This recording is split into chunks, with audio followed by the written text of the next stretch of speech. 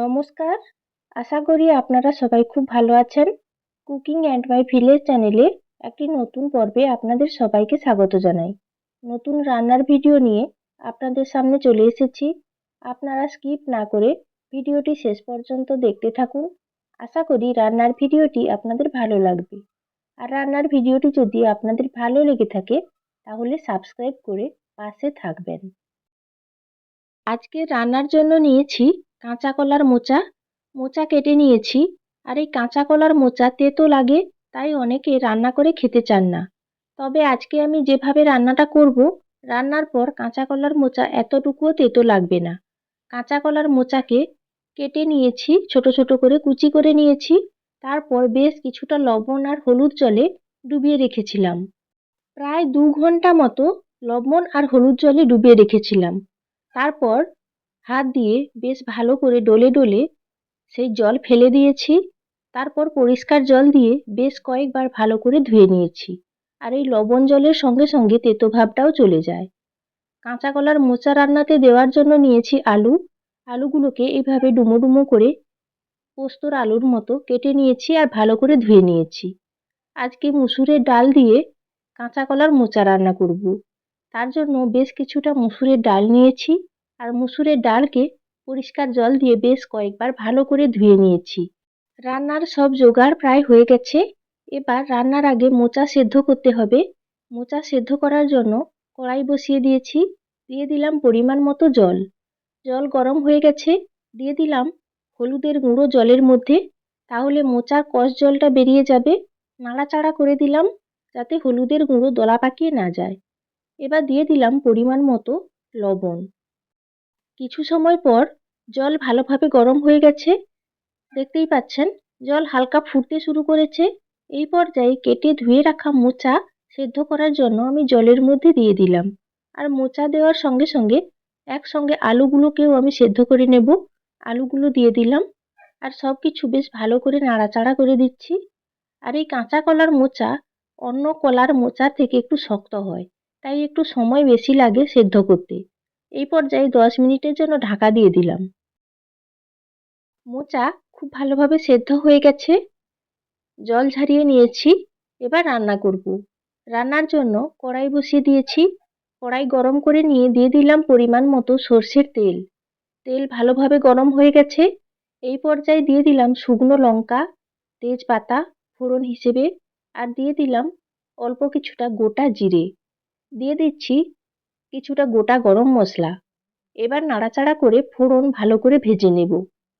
ফোড়ন হিসেবে গোটা জিরে, গরম মশলা আর তেজপাতা একসঙ্গে দিলে খুব সুন্দর একটা গন্ধ বার হয় রান্না থেকে। ফোড়ন ভাজা হয়ে গেছে। এই পর্যায়ে দিয়ে দিলাম পেঁয়াজ কুচি আর দিয়ে দিচ্ছি কাঁচা লঙ্কা চেরা। এবার নাড়াচাড়া করে মশলা ভালো করে কষাতে থাকবো। আপনারা চাইলে নিরামিষভাবেও রান্নাটা করতে পারেন। আপনারা যারা নিরামিষ খাবার খান শুধু আদা বাটা দিয়েও রান্নাটা করতে পারেন। সেক্ষেত্রেও মোচা খেতে খুব ভালো লাগে। নাড়াচাড়া করে পেঁয়াজ বেশ ভালো করে কষিয়ে নিচ্ছি। যত সময় পর্যন্ত না পেঁয়াজ বাদামি রং হচ্ছে তত সময় পর্যন্ত ভালো করে কষাতে থাকবো। আর আপনারা তো সবাই জানেন মোচা প্রচণ্ড উপকারী একটি জিনিস। মোচাতে প্রচুর পরিমাণে আয়রন থাকে, যা আমাদের শরীরের জন্য খুবই উপকারী। পেঁয়াজ কিছুটা কষানোর পর দিয়ে দিলাম আদা বাটা। আদা বাটা দেওয়ার পর আবারও নাড়াচাড়া করে মশলা ভালো করে কষিয়ে নিচ্ছি, যাতে আদার কাঁচা গন্ধটা চলে যায়।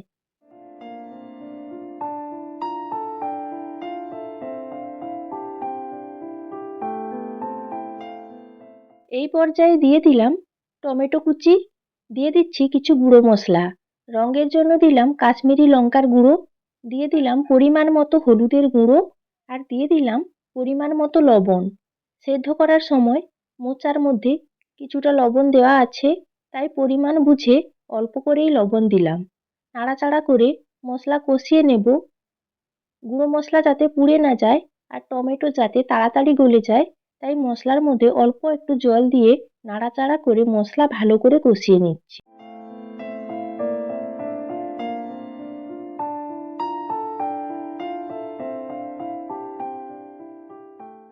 বেশ কিছু সময় ধরে নাড়াচাড়া করে মশলা কষিয়ে নিয়েছি।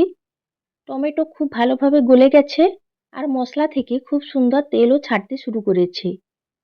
কালারটাও খুব ভালো এসছে। এই পর্যায়ে দিয়ে দিলাম সেদ্ধ করে রাখা মোচা আর আলু। এবার নাড়াচাড়া করে সব কিছু খুব ভালোভাবে মিশিয়ে নিচ্ছি। আর আজকের এই মোচা রান্নাতে জল ব্যবহার করব না, যদি প্রয়োজন হয় একেবারে সামান্য পরিমাণে জল ব্যবহার করব। মোচা আর আলু তো আগে থেকেই সেদ্ধ করা আছে, তাই এইভাবে বারবার নাড়াচাড়া করতে থাকবো আর মাঝে মাঝে ঢাকা লাগিয়ে আজকের এই মোচা রান্নাটা করে নেব। আর মুসুরের ডাল যে ব্যবহার করব, এইভাবে ঢাকা লাগিয়ে বারবার নাড়াচাড়া করতে করতে এই মুসুরের ডাল খুব ভালোভাবে সেদ্ধও হয়ে যাবে। মোচাতে আয়রন থাকার কারণে আমাদের শরীরে হিমোগ্লোবিন বাড়াতে সাহায্য করে। আর যাদের অ্যানিমিয়া রয়েছে তারা যদি নিয়মিত পরিমিত পরিমাণে মোচা রান্না করে খেয়ে থাকেন, রোগ প্রতিরোধ কিছুটা হয়। এই পর্যায়ে দিয়ে দিলাম মুসুরের ডাল। মুসুরের ডাল দিয়ে আবারও নাড়াচাড়া করে সবকিছু ওপর নিচ করে দিচ্ছি আর খুব ভালোভাবে মিশিয়ে নিচ্ছি।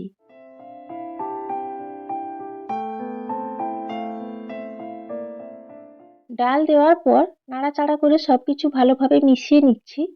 আজকে আমি মুসুরের ডাল ব্যবহার করছি। আপনারা যদি নিরামিষভাবে রান্নাটা করতে চান তাহলে মুগের ডাল বা ছোলার ডাল ব্যবহার করতে পারেন। এই পর্যায়ে 2 মিনিটের জন্য ঢাকা দিয়ে দিলাম। যেহেতু রান্নাতে জল ব্যবহার করছি না, তাই খুব বেশি সময় ধরে ঢাকা লাগিয়ে রাখলে কড়াইতে লেগে যাওয়ার সম্ভাবনা থাকে। তাই 2 মিনিট পর ঢাকনা খুলে আবারও নাড়াচাড়া করে ওপর নিচ করে দিলাম। এই পর্যায়ে দিয়ে দিলাম জিরে বাটা আর একদম সামান্য পরিমাণে মশলা ধোয়া জল দিয়ে দিলাম। জিরে গুঁড়ো দিয়েও রান্নাটা করলে খেতে ভালো লাগে, তবে শিলনোড়াতে এইভাবে জিরে বেটে যদি রান্নাতে দেওয়া হয় তাহলে রান্নার স্বাদটা আরও বেশি ভালো হয়। জিরে বাটা দেওয়ার পর সবকিছু ভালোভাবে মিশিয়ে নিয়ে আবারও একটু ঢাকা লাগিয়ে দিলাম। কিছু সময় পর ঢাকনা খুলে নিলাম। মোচা রান্নাটা প্রায় হয়ে এসেছে। মোচা আর আলু তো আগে থেকে সেদ্ধ হয়ে আছে আর ডালও খুব ভালোভাবে সেদ্ধ হয়ে গেছে। দেখতেই পাচ্ছেন ডাল সেদ্ধ হয়ে গেছে। এই রান্নাতে ডাল গোটা থাকবে কিন্তু খুব ভালোভাবে সেদ্ধ হয়ে যাবে, তাহলে রান্নাটা খেতে ভালো লাগে। এই পর্যায়ে স্বাদের জন্য দিয়ে দিলাম পরিমাণ মতো কিছুটা চিনি। নাড়াচাড়া করে চিনি খুব ভালোভাবে মিশিয়ে নিচ্ছি। মোচার একটা কষা ভাব থাকে, তাই চিনি দিলাম, তাহলে খেতে ভালো লাগবে। আর নামানোর আগে উপর থেকে দিয়ে দিলাম 1 চামচ ঘি। আপনারা ঘি দিতে পারেন, আবার নাও দিতে পারেন। তবে ঘি দিলে গন্ধটা যেমন ভালো হয়, এই মোচা রান্নার স্বাদ কিন্তু অনেকটাই বেড়ে যায়। চিনি খুব ভালোভাবে পুরো তরকারির সঙ্গে মিশে গেছে আর ঘি দেওয়ার পরও নাড়াচাড়া করে সবকিছু খুব ভালোভাবে মিশিয়ে নিয়েছি। মোচা রান্নাটা বেশ মাখো মাখো হয়ে গেছে। দেখতেই পাচ্ছেন এই পর্যায়ে আমি বাটিতে তুলে নিচ্ছি। মুসুরের ডাল দিয়ে গরম গরম মোচার তরকারি রান্না হয়ে গেছে আর পরিবেশন করার জন্যও রেডি হয়ে গেছে। খুব সুন্দর একটা গন্ধ বার হয়েছে, চারদিক গন্ধে ম ম করছে। গরম মশলা আর ঘি তো দিয়েছি, আপনারা দেখেছেন। দারুণ হয়েছে রান্নাটা। আপনারাও যারা বাড়িতে কাঁচকলার মোচা না খেয়ে ফেলে দেন, আপনারা এইভাবে কাঁচা কলার মোচা রান্না করুন, খেতে খুবই ভালো লাগে। কাঁচা কলার মোচা কেটে 2 ঘন্টা মতো লবণ হলুদ জলে ডুবিয়ে রাখলেই তেতো ভাবটা কেটে যায়। রান্না করার পর এতটুকুও তেতো লাগে না। আশা করি রান্নার ভিডিওটি ভালো লেগেছে। লাইক, শেয়ার, কমেন্ট করবেন।